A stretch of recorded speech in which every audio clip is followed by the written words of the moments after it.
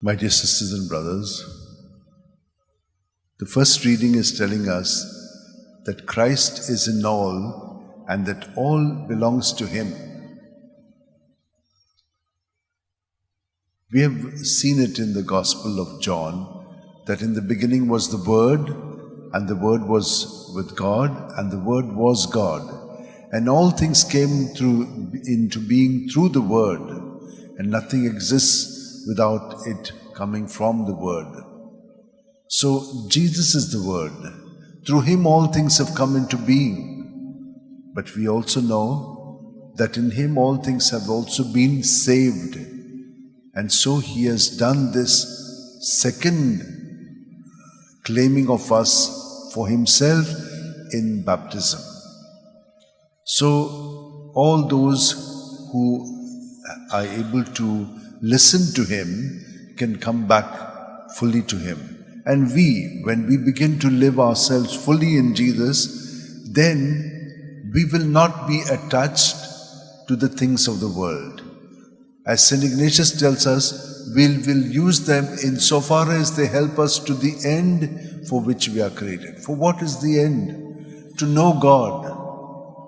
You know, everything, everywhere God is. That's what it is said. So to recognize Him.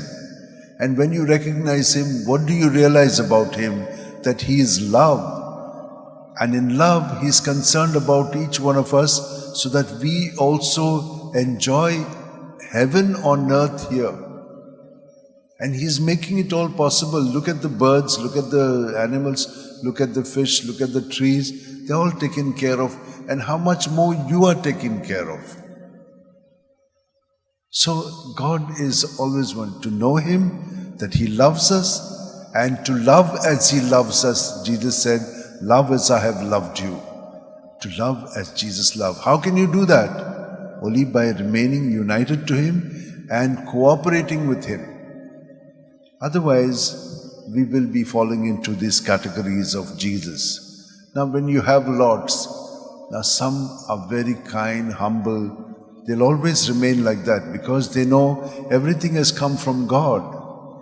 And everything God is giving through them insofar as God's Spirit prompts them. And so they do good. Always. But there are others who also have a lot but show off. And they want to make it more and more showy.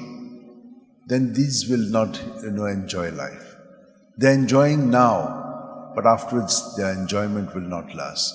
In the Hindu way, it is once again in your karmic cycle. You keep on getting born and reborn, becoming less and less. But for us, when we sin, we can go to Jesus and ask for pardon for our sins.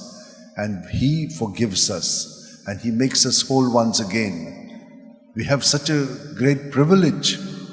We don't make use of this. Imagine, all your sins are forgiven you, you can make a restart. And that's the reason why we must be very, very firm in Jesus. Never miss out your 5 minutes before you go to bed and on rising, so that your whole night becomes prayer. Union with Jesus who is dwelling in us, so that with Him we are able to go through the day and do good things because He is good.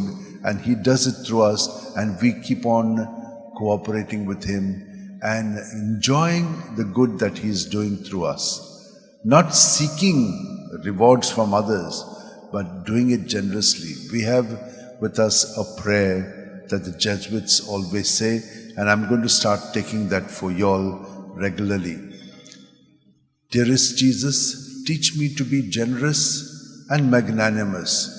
Teach me to love and serve You as You deserve, to give and not to count the cost, to fight and not to heed the wounds, to toil and not to seek for rest, to labor and not to ask for any reward, save that of knowing that I do Your most holy will.